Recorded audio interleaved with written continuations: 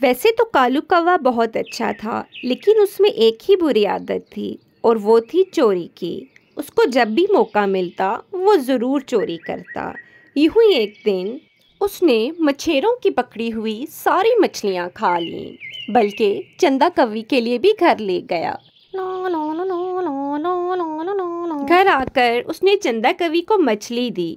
ये लो चंदा, तुम्हारे लिए ताजा ताजा मछली पकड़ के लाया हूँ, क्या याद करोगी? हाँ, मछली तो लाए हो, पर ये तो बताओ कहीं चोरी करके तो नहीं लाए मेरे लिए ये मछली? वाह चंदा कवि, कैसी बातें करती हो। कितने प्यार से लाया हूँ मैं तुम्हारे लिए ये मछली। क्या तुम समझती हो मैं चोरी करके लाऊंगा तुम्हारे लिए मछली? अच्छा, नाराज मत हो, मैंने तो ऐसे ही पूछ लिया था। अगले दिन चंदा कवि नदी में जा रही होती है कि रास्ते में उसको टूनी चिड़िया मिल जाती है। चंदा कवि, अच्छा हुआ तुम मुझे यहीं मिल गई। तुम्हें पता है, कल तो कालू कौवे ने हद ही कर दी। कल मछेरों की सारी मछलियाँ खा गया और तुम्हारे लिए भी घर ले गया। सभी मछेरे उस कालू कौवे की शिकायत लगा रहे थे। अब तो सब परिंदे कालू कौवे की इस आदत से बहुत तंग आ गए हैं। वो कह रहे थे कि इसको इस जंगल से बाहर निकाल देंगे।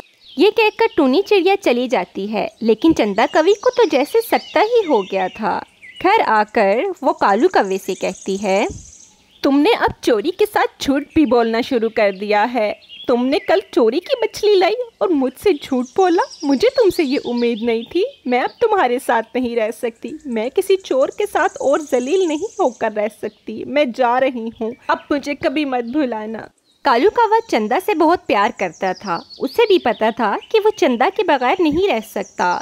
उसके जाने का सुनकर वो तो परेशान ही हो जाता है। नहीं चंदा, तुम मुझे छोड़कर मत जाओ। मैं तुमसे वादा करता हूँ कि मैं आज के बाद कभी चोरी नहीं करूँगा। मेहनत मजदूरी करूँगा और तुम्हें मेहनत से कमा कर खिलाऊँगा। मुझे माफ़ कर दो, बस मुझे एक मौका और दे दो चंदा कवि।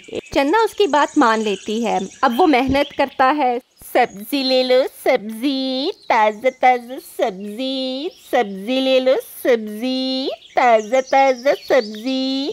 अब वो पूरा दिन सब्जी बेचता और रात को पैसे कमाकर घर जाता। यूं ही कई दिन गुजरते रहे। चंदा कवि भी कालू कौवे से बहुत खुश थी। चोरी तो उसने छोड़ ही दी थी, लेकिन फिर एक दिन कालू कौवा अपने काम पे जा रहा होता है कि उसे अंडे की खुशबू आती है।